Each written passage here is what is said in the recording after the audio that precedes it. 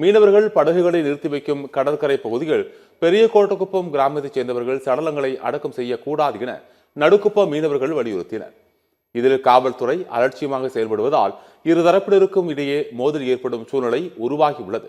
எனவே உடனடியாக தமிழக அரசு தலையிட்டு நடவடிக்கை எடுக்க வேண்டும் என அவர்கள் கேட்டுக்கொண்டனர். அதிகமாக தொல்லை கொடுக்குறாங்க. இது அவங்க செத்த உடனே இங்கே வந்து போட்டு எடு, அது எடு, இது எடுன்னு சொல்லிட்டு தொல்லை ரொம்ப தொல்லை கொடுக்குறவங்க போலீஸ்காரர் தான். நாம் எவ்வளோ எடுத்து சொன்னாலும் இங்கே போட்டுங்களாம் எடுத்துக்கணும், இங்கே எங்கே வைக்கிறது இந்த போட்டுன்னு கேட்டால் எங்கேயாவது கொண்டு போடுன்னு சொல்கிறாங்க. என்ன கோரிக்கை? அதான் இந்த சுடுகாடு எங்களுக்கு ரொம்ப இடைஞ்சலாக இருக்குது. வந்து போட்டு தலைமை இந்த பணத்து மேலே ஏறி தான் தள்ளுறோம். நாங்கள் தொழில் வாய்க்குமா ரொம்ப கஷ்டப்படுறோம். நாங்கள் எங்களோட நோக்கம் வழிகள் என்னென்னா, போட்டு தொழிலுக்கு போகிறத நாங்கள் கடவுளாக பார்க்குறோம்.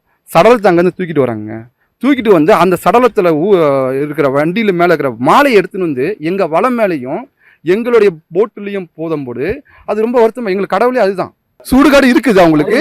ஏன்னா 2 சமூக பிரச்சனையை இவங்க கிளப்புறாங்க. வருங்காலகட்டத்தில் தென்மண்டல பசுமை தீர்ப்பாணையமும் உடனடியாக உள்ளூர் அட்மினிஸ்ட்ரேஷன் நிர்வாகிகளை கண்டித்து அவங்க மேலே மெமோ கொடுக்கணும். புதைக்கப்பட்ட சடலங்களை உரிமையாளர் யாருன்னு கேட்டு அவங்க மேலே வழக்கு தொடரணும் என்றது எங்களோட